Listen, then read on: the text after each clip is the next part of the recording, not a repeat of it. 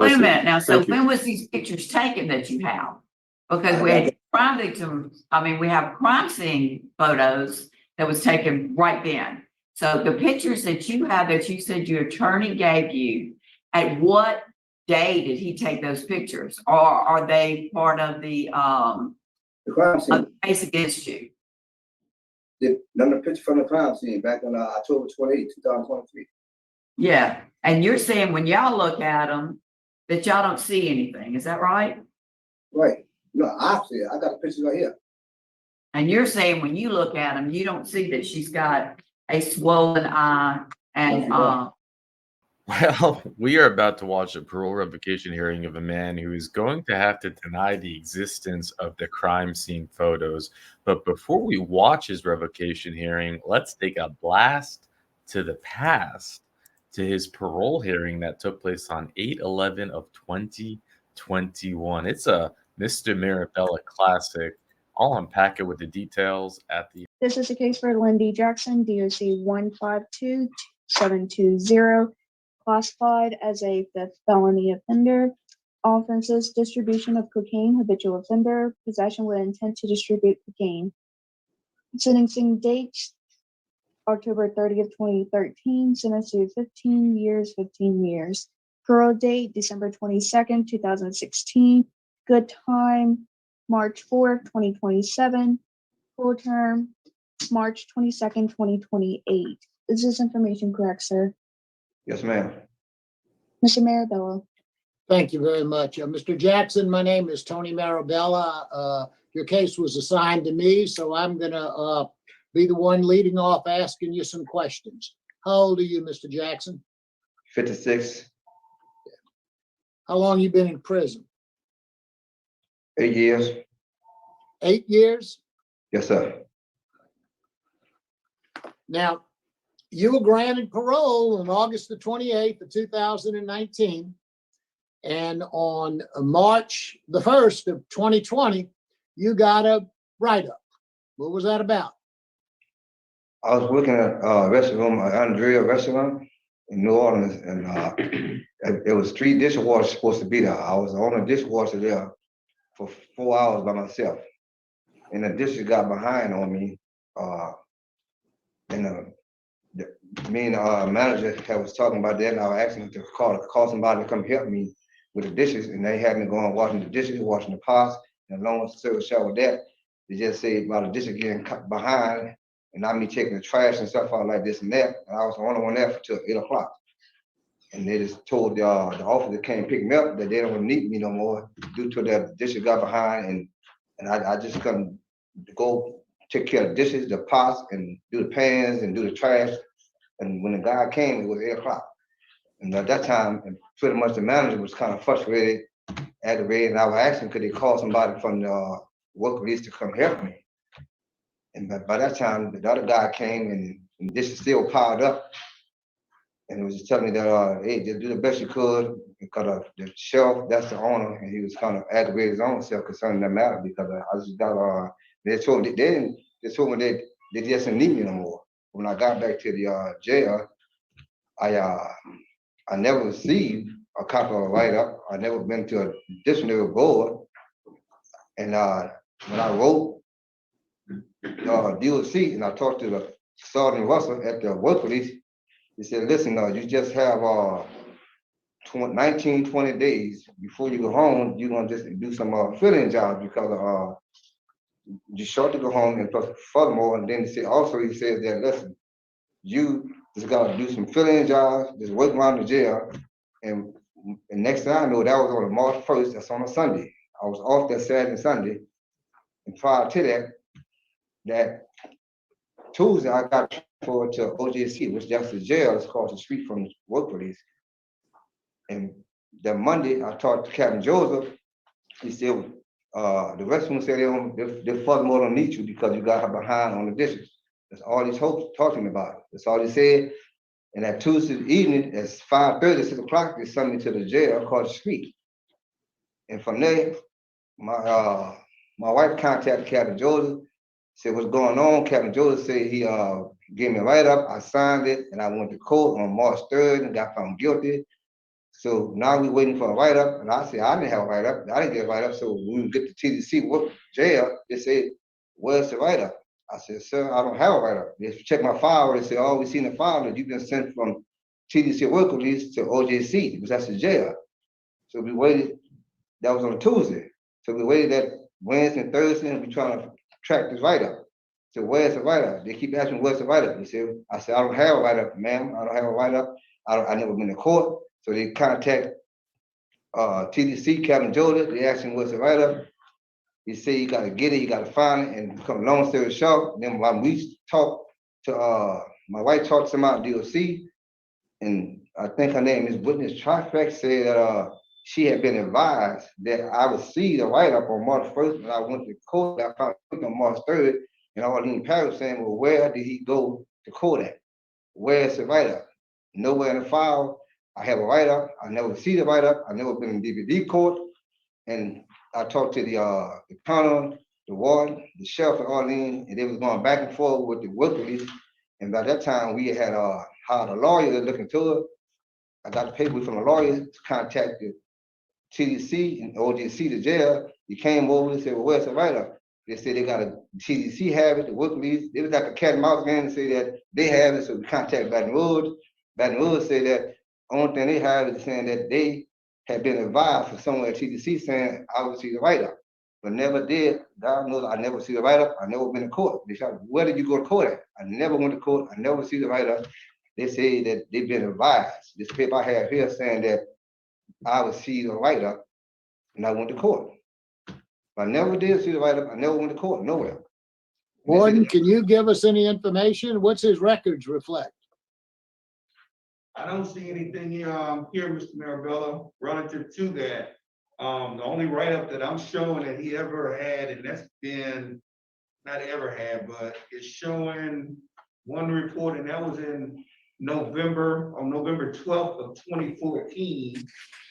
And That's the one I saw, yes.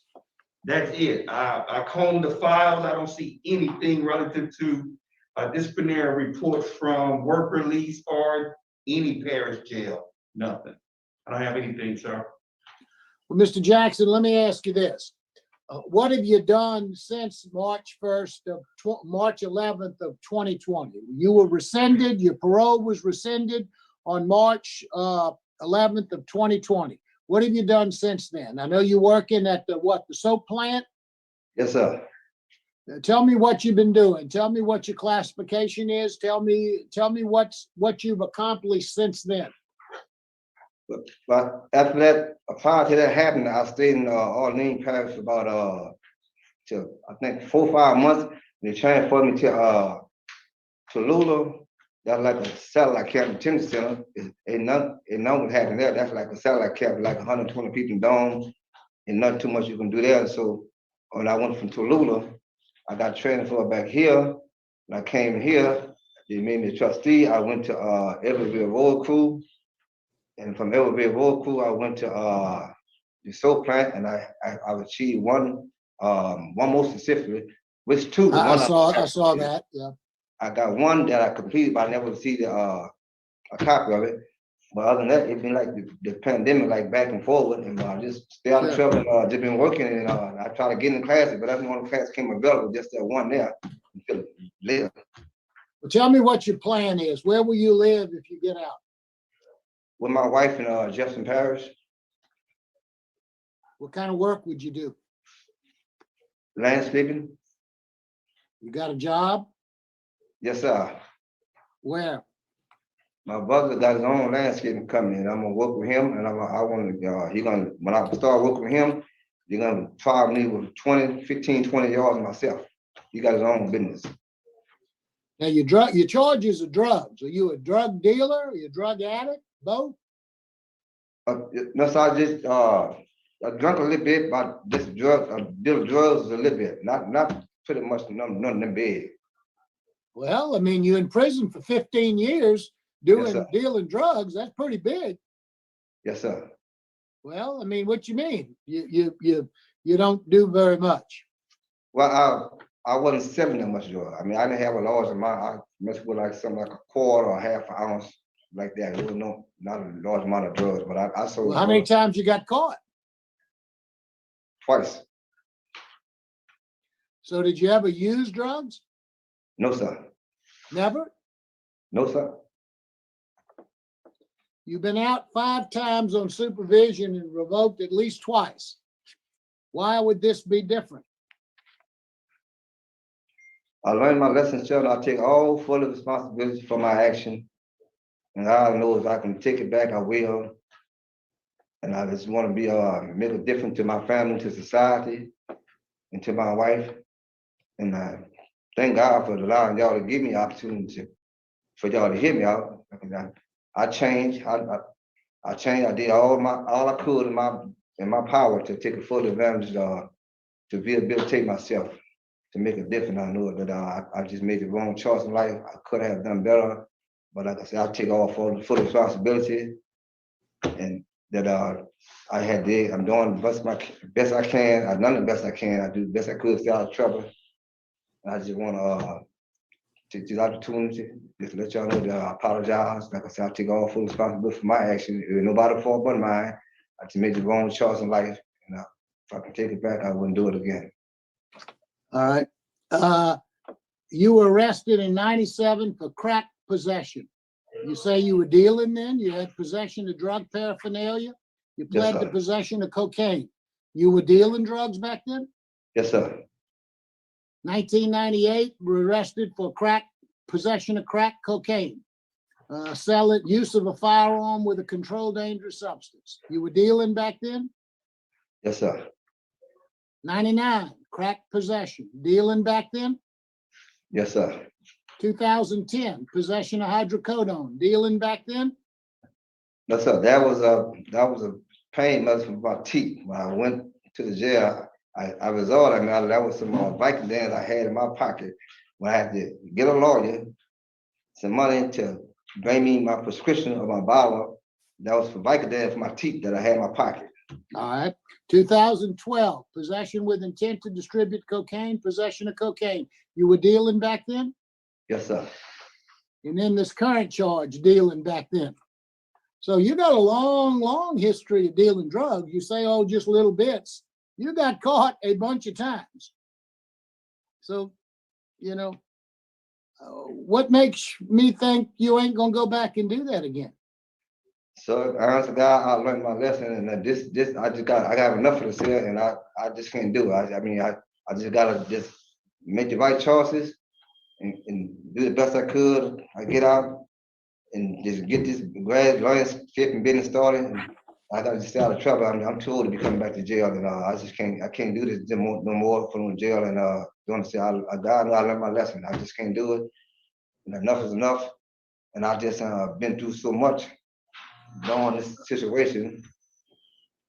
And Warden, how's he been while he's been with y'all?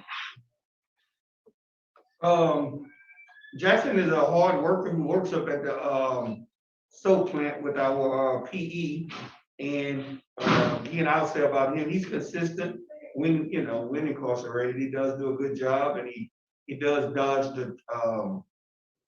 the misbehaving while in prison and well-mannered. So consistent, hard worker. If you just transfer that same mentality, take it with him.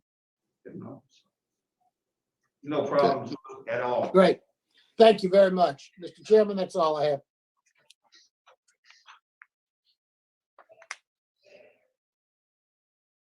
All right, thank you. I sat on your case. I sat on the administrative review. I think me, Mr. Marabella, Ms. Pearl, all sat on administrative review to give you another hearing. And I'm gonna be honest with you, I got a little problem. I'm gonna tell you why I got a little problem. You said they wasn't a write-up. They wasn't a write-up, but you were sent to the transitional work program. And at the transitional work program, you got removed from the program because you just had told us just a second ago, you got moved from the program because you was washing dishes. They didn't like the way you washed dishes. And they had somebody to come pick you up, and they moved you from the transitional work program. Is that correct? yes, sir. All right. They moved you from the transitional work program for a reason.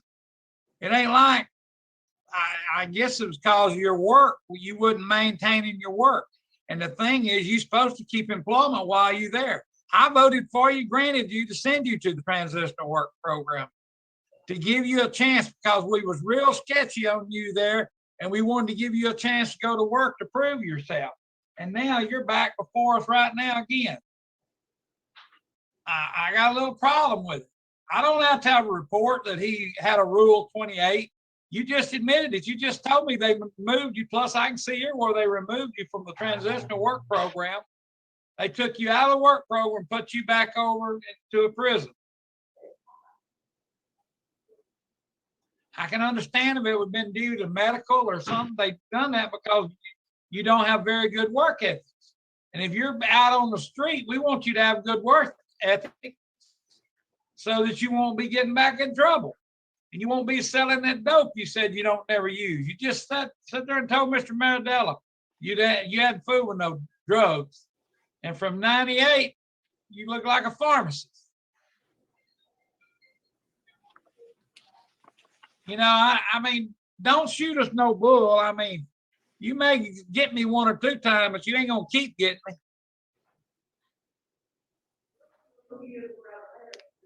I don't have any other questions. Anything you'd like to say to the board before we vote?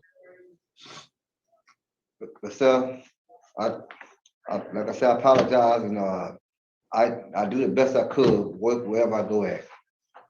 And God knew I've done the best I could for the longest since I've been working. Because like I said, I take full responsibility for my action, and that like I said, I sold a drug, I never used drugs.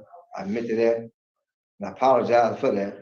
And also to society, to the jail, to the correctional, and like I said, I did the best I could, you know. And I refuse to try to go back out and try to do the same thing. I'm too old to keep on making the same mistakes over and over again. And I just thank y'all for listening to me. You know, that's why I just keep his hand on y'all. Thank you. Okay, thank you very much. At this time, Mr. Marabella will be voting. Thank you, Mr. Chairman. Mr. Jackson, I was not on the panel in August of 2019 that granted your parole. I have reviewed your record thoroughly. You've done a lot of good things prior to 2020. Something happened there. Obviously, I mean, it wasn't nothing. It wasn't a misunderstanding. I mean, something clearly happened. However, the records don't reflect it. I mean, I accept you at your word that you got a lawyer and y'all tried to find out what was going on, and you know, your explanation is that it was a long day. Maybe, you know, you were working so hard you didn't get a chance to finish all the dishes. All of those things perhaps are true. Your parole was rescinded. You've been back in prison. So you've been back in prison for an extra almost 2 years, I guess, now as a result of that.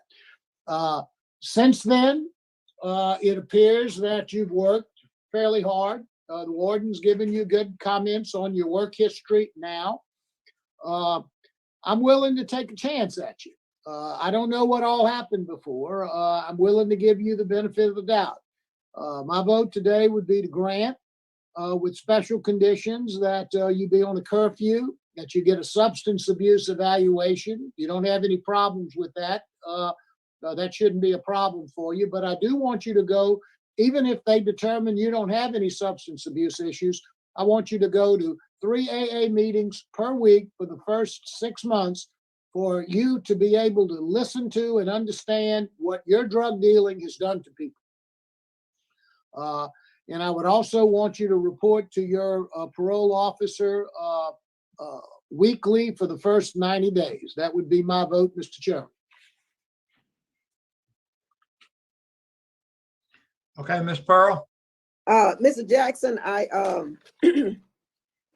the record does not reflect that you had a write-up, and and that's to me, that's in your favor. I mean, there was a, you know, things happen in employment, and we all know that. but you do have a low Tiger score. You have 660 days of programs, and you've only had one write-up, and that was in 2014. Even through all this mishap, you stayed calm, and I want to applaud you for that. You did not, do anything to get a write-up because of all this. So my vote is to grant as well, and I concur with the conditions that Mr. Marabella spoke of. Thank you. Okay, I just want you to know when we granted you to the recommendations of 6 months of the work release program. On the 6 months of the work release program, whether you get a write-up, you get removed or anything, you fail your conditions on your transitional work program because they moved you out of the transitional work program. It's been a long time since then. And I have got a little problem with it. I don't think you're shooting exactly straight with it on the work release thing. And I got room I can deny you because you didn't follow the recommendations that we sent because they removed you. But the thing is, I'm gonna go along with my colleagues. You've done good since you've come back. But I'm gonna tell you, when somebody asks you, when your record shows that since 98, you've been dealing in drugs, and you tell them you don't fool with any drugs, that ain't setting a very good example. You understand? Yes, sir. All right, today I'm gonna vote to grant with the reason stated. Just consider yourself lucky today. Thank you. Okay. Thank you.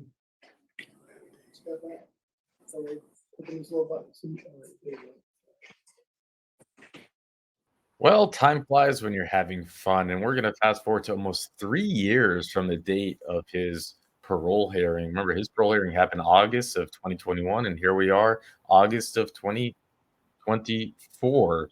We'll jump in and I'll unpack what the details that Richard has of his case at the end. But I do want to give Jim Wise a rare shout out. I thought he had a kind of a funny liner there when he said, "You're kind of a walking pharmacist." I don't know. That cracked me up. But anyways, they paroled him. Did last a few years. We'll see if he has any better luck at his revocation hearing. So with that, let's jump in. Good morning, Mr. Jackson. Good morning. Today is August 27th, 1924. Your location is the Jefferson Parish Correctional Center. Yes, ma'am. And on December the 6th, 2023, you were arrested by Kenner Police Department on a warrant that was issued in October for the domestic abuse battery. The charge has been accepted by the Jefferson Parish Attorney's Office under docket 23-5673, and the trial has been continued. It says till August the 23rd of 2024. But I got some late information that was August the 29th. So you have the opportunity to plead guilty with a statement or not guilty. Which do you do? Not guilty. Not guilty? Okay. Okay, and then also it says that you are currently $581 in supervision fees in arrears as of 6/11/2024. Please, sir. I was incarcerated. I come to jail in December the 5th. My final fee was paid up all to then. Not guilty or guilty with a statement. Not guilty or guilty with a statement. On the final fee? Yeah. Not guilty. I was incarcerated. Okay, not guilty. Okay. Not guilty. Okay. Okay. Do you have a questionnaire in front of you, sir, that said whether or not you qualify for, that you do not qualify for appointed attorney? Are you aware of that? Yes, ma'am. Okay, so we can continue, correct? Yes, ma'am. Okay. All right. At this time, we're going to interview you. Your case is mine. So I'm gonna start the interview. All right, as of, the not guilty on number 4. You want to explain to me what happened that day, sir? October 20, that's October 28th, it's in the evening time. When I came home, my wife and my family was in the room. We had a debate and we had an argument. And one thing led to another thing, but it didn't happen the way the police report said it because everything wasn't told. Before the police arrived, I had left the scene. Right. So before the police arrived, you had left the scene. Yes, ma'am.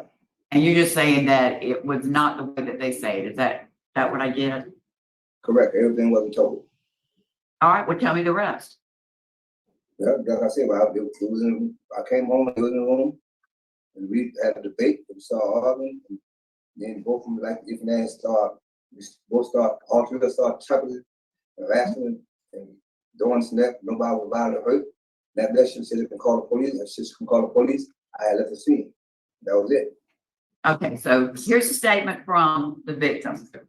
A verbal alteration ensued, and the offender proceeded to stand over the victim, forcibly holding her down by placing his hands on her chest. The offender then began striking the victim with a closed fist to her face and the back of her head. The victim's friend attempted to intervene, but the offender physically forced her away. The offender allowed the victim to get up, and then he shoved her across the bedroom. The victim's friend stated that she would contact the Kenner Police Department, and then the offender fled in an unknown direction. Also, on the police report, the police indicates there are injuries to her. She had a swollen left eye, and she had bruising on the head, which the police observed and put in their report. They did take pictures also. I don't have any copies of the pictures, but there were pictures of this because they called crime scene. So then there was a bill of information, and the Jefferson Parish District Attorney's Office has agreed to take the case. It's been continued a few times, but the victim has not recanted. So what do you have to say? I have the picture right here, and there's no swelling to the left eye. There's no lumps on the head. The bruises, not for me. I got the picture right here. Pictures from the crime scene photos? No, from the victim. So the victim took pictures of herself? No, And I so- got it from my lawyer. Huh? I've seen them from my lawyer, my attorney. Oh, your attorney, who's representing the DA's office? Yes, ma'am. And you're saying that there's nothing there? I have the picture right here. I have. Okay.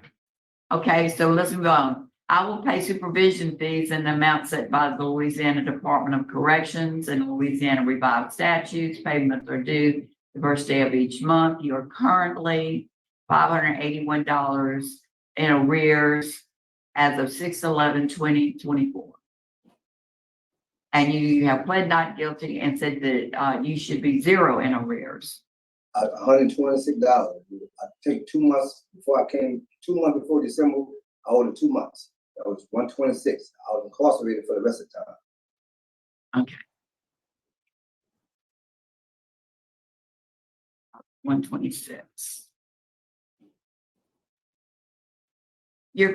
So your attorney didn't show up today to speak on your behalf, correct? No, man, not today. No, man.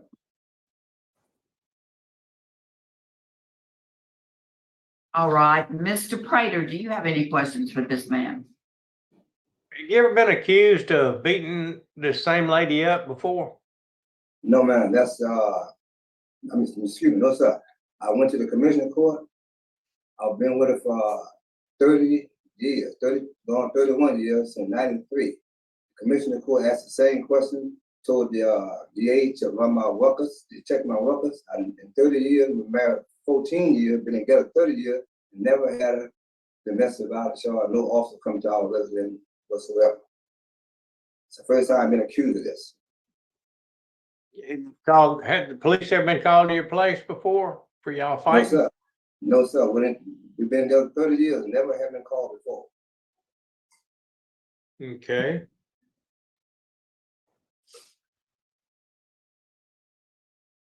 Okay, that's all the questions I have. Mr. Tillis, do you have any questions?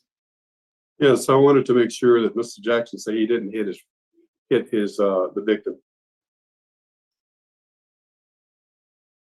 Mr. Jackson, did you hear him? He wants to make sure that you did not hit the victim. Well, we were most like we would hold each other all over the rest on the bed. And I was trying to get away from them. I was hit with an object. I'm the one got the gun put on me. That's why I left the scene, okay? That wasn't told. Like I said, then they said about the bruises and bumps. I have the pictures. I mean, I wish I could show them. They can say it. Ain't no swelling, ain't no bumps. That was said from the victim and a witness. Wait a minute now, so Thank you. when was these pictures taken that you have? Because we had crime victims, I mean, we have crime scene photos that was taken right then. So the pictures that you have that you said your attorney gave you, at what day did he take those pictures? Or are they part of the crime scene. case against you? Another picture from the crime scene back on October 28, 2023. Yeah, and you're saying when y'all look at them, that y'all don't see anything, is that right? Right. No, I see it. I got the pictures right here. And you're saying when you look at them, you don't see that she's got a swollen eye and,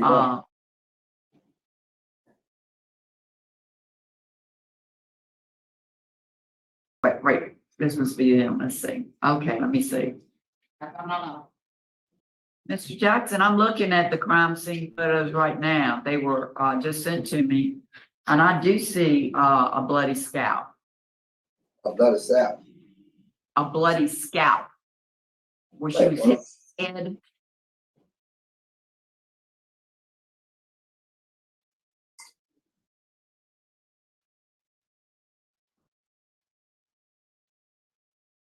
Because they took pictures and then they put a measurement next to it. So I don't Right. know what you got, but I got the same picture. see the blood. Huh? They said lumps. They said swelling around the eye and lumps on the head. I don't see no lumps. I don't see no swelling. I see a scalp, like a bruise. Okay, well, we're gonna go on past that because I do see a bloody scalp. I do. I mean, I can see it right here. Okay, let's see. Mr. Prater, did you just questioned, do you have any further questions?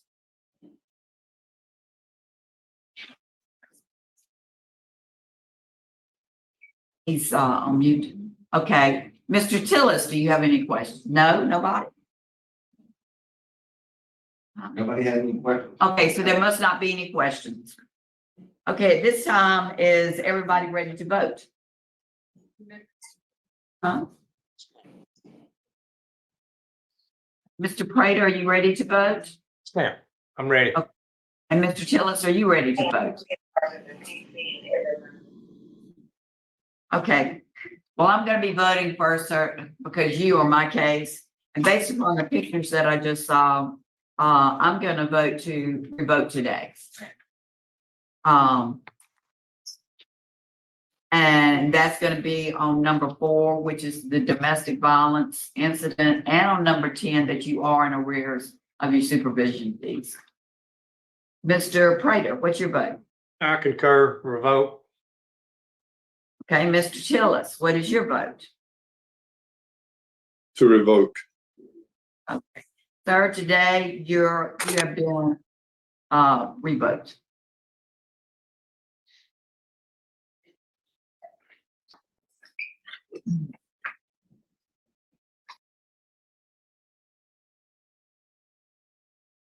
Man, this guy is in a load of trouble. I mean, the DA is actually supposedly moving forward with the prosecution. That's what we heard. And that is very rare because DAs don't move forward with these prosecutions because they know that the person that they're prosecuting is going up for these parole revocation hearings. So there's no point. There's no point in putting them on their docket and putting them through the whole jury process because they know that they're probably going to get revoked. Now, maybe they're going to see the revocation and say, okay, screw it. We're just not even going to try him. That's always possible. It's not the first time that we've seen. We saw someone come up for parole. They were given a life sentence. They were paroled. And believe it or not, they were revoked for being a porch pirate, for stealing a box, an Amazon box off their neighbor's porch. And then they came in for the revocation hearing, and that day in the same room that he was in, he was going to get up and go to have his court hearing for the porch pirate thing. And he's like, well, don't revoke me. See if I'm found not guilty first. I'm going into my hearing right now. And that was a wild hearing because he was backing life and he couldn't help himself. I need to write a note to myself to put a link to this in the description. Very few people saw that hearing. I don't know. The YouTube algorithm was not friendly, but I thought it was one of the more intense hearings we've seen because he was backing life. Let me put the link here, Porch Pirate. I'll try to remember to put it here and it'll show up somewhere. But yeah, I mean, this guy's been getting revoked all his life. We saw now his parole hearing and now his revocation hearing. And I don't have so much details on this, but I mean, can you imagine? They have pictures. I mean, Miss Stapleton's like, we have pictures, and his best hope was like, what pictures? I don't know what you're talking about. No picture. No, I don't know. There's no pictures. And she's like, goes, no, there are pictures. No, you should. No, you don't. No, it's like, oh man, yeah. So, I mean, this document that Richard found, and again, another shout out to Richard. For those of you who are like, oh, what's Richard doing? It's like just research. No, think about it. A parole hearing shows up in 2024. How would I know that he had a revocation hearing 3 years ago in 2021? And that's because Richard has mapped everything out, literally a map in endless spreadsheets. I mean, there are so many rows in these spreadsheets that we have to have multiple spreadsheets because he's maxed out Google Sheet spreadsheets. Do you know anyone in your life who's maxed out a spreadsheet? There are no more rows available. And even some of these sheets that aren't maxed out, they're kind of laggy because of how much data is in them. So when someone comes up for a hearing, he automatically knows by connecting the dots in the spreadsheet, and he says, Mandu, here's the hearing, make sure you connect the dots. And if you want to see more hearings like this where we do connect the dots, there is a playlist. I know many of you don't use playlists. I never used playlists until I figured out what a playlist was, and now I love playlists as long as they're updated properly, which I work very hard to do here. So you can go to the playlist, which is Return Of, and in those playlists we have those who have multiple parole hearings. Just yesterday we covered someone who had 3 parole hearings, so we showed all 3 hearings in the same hearing episode. So it's called Return Of playlist. Make sure you check that out. And subscribe with the bell if you want to see people come back and help the channel reach 100,000 subscribers. At the rate we're going, it's going to be another year before we reach that goal. I would like to reach that goal a little sooner, so help me out. And anyway, so this is kind of like this appeal was from 2020, so 24 years ago. And if you read this, you'd be like, it's the same kind of person. Nothing's changed. So detectives William and George, along with is it George? Is it Jorge? I don't know. Along with a narcotics officer, entered the residence. No, that's George. Jorge is with the J. Okay. While Detective Janelle Godfrey remained outside until the residence was secured. Upon entrance, the officers observed the defendant and a juvenile identified as Ernst in the living room. They also found the occupant and Lori Johnson's 2 young girls in the rear bedroom. After these individuals were secured, Detective Sandino commenced a physical search of the residence. Pursuant to the search, Officer Sandino found a loaded gun in the first bedroom and a top of a dresser in plain view. Sandino brought the weapon to the living room and said, "Look what I found." So he's in the home. Remember, he's a convicted felon still, even then in year 2000. He's holding a gun. Look what I found. In response, the defendant threw his hands up and said, "I knew it was there, but it's not mine." Which is, again, it's like similar to what we just saw all these years later. I have pictures. What? No, it's not. All 3 detectives testified that they heard the defendant make this comment. Further investigation revealed the residence was a rental property owned by Mr. Schindler. Detective Sandino obtained a copy of the lease agreement, which the defendant, Lori, his girlfriend at the time, signed. Based on these facts, the defendant was arrested and subsequently charged with being a felon in possession of a firearm. At trial, the defense presented several witnesses to controvert the testimony of the officers. The testimony of the defense witnesses indicated that the gun belonged to Donald and the Rodriguez, and the defendant lived in Jasper Street address at the time of the search. The defense testimony further indicated that the defense never possessed the gun and did not know of its existence. After listening to the contradictory testimony, the jury found the defendant guilty of the possession of the firearm by convicted felon. And it does seem kind of weak, you know. He lives at a different address. They say it belongs to someone else. How can you prove it's his gun? But the jury found him guilty, and, you know, they go through some more information here. We're not going to do that right now. But it is interesting that it's kind of a trend that shows that he's going to court. He's going to court now in this case, going to court then. And, well, but I mean, I guess to his credit, he didn't seem to get locked up for any drug-related stuff, just for hurting someone. I'm not saying he was bad, but it is interesting, right? He didn't. So the parole board did let him out before, but he didn't violate in those ways. We're going to go now and watch another hearing about another revocation hearing. This person actually does have counsel. And what's interesting about this is that I posted it earlier this month, and it has like 600 views, probably the fewest views of anything I've posted in months.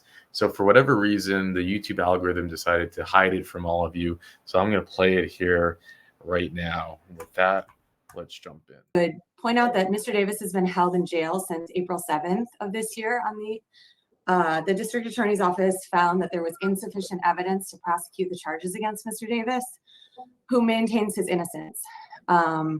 No evidence to corroborate these charges has been presented, aside from the fact of his arrest. Nonetheless, Mr. Davis acknowledges his mistake of falling in with the wrong crowd while on parole, falling in with people who would fabricate charges against him and put his liberty at risk, and being in situations in which his safety and security were compromised. We are about to watch the parole revocation of a Louisiana man. For those of you who are new to this channel, what that means is that he was out on parole and he's being accused of violating his parole. And if found guilty, will have to continue serving the remainder of his sentence. Lucky for him, he has support in his attorney and social worker. Will they be able to convince the board that it was all just made up? I'll unpack with the details. And my name is Jerry Ledoux. In support, we have our staff. We're hearing offenders at Orleans Parish Prison. And who do we have staffing there? So there's no one in the room with you, sir?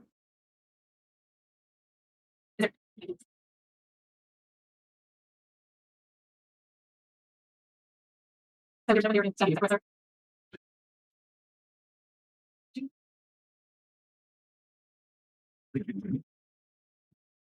Yes. Are you remaining on staff without him or giving one? If you'll just chill for a few minutes, we'll act.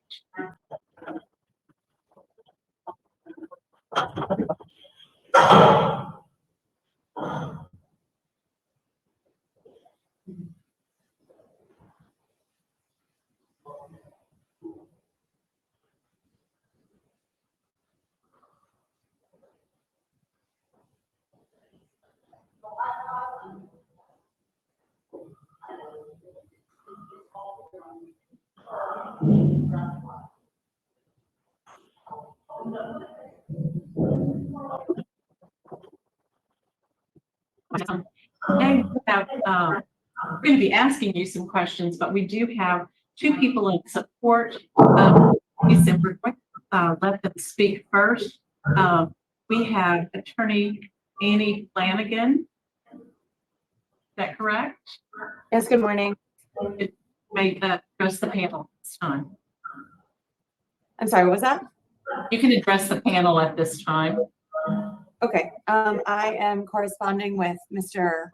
Rubidou, who is the social worker on Mr. on Mr. Davis's case, he, I believe, is logging in. He has the details of a pretty robust reentry plan that we've put together. But I'll just address the court while we're waiting to explain Mr. Davis's position. He also is open to taking questions.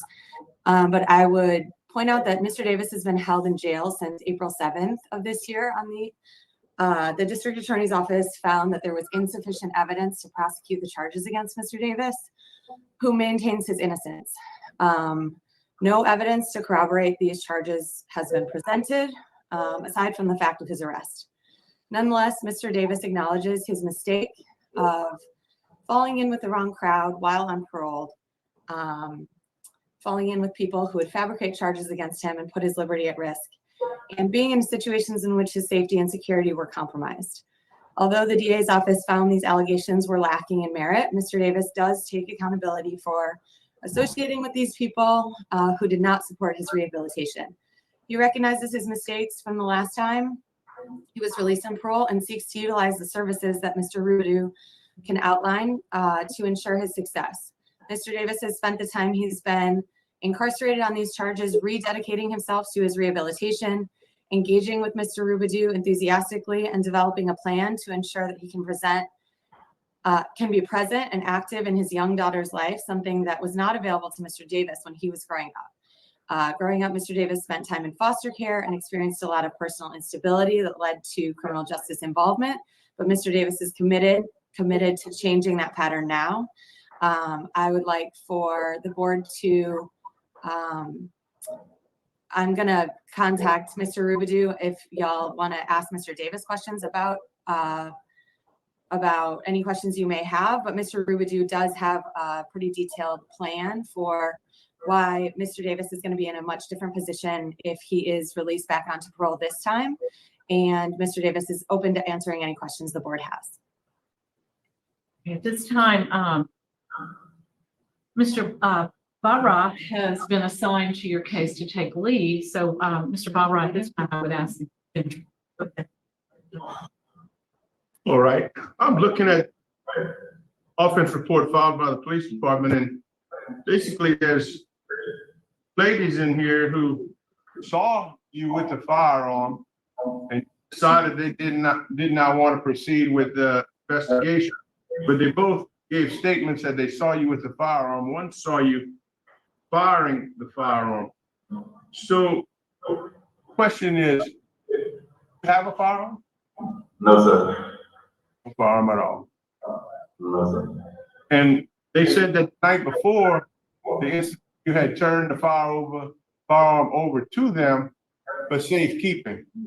So the night before, turned the firearm over to them. I have a firearm, sir. You do?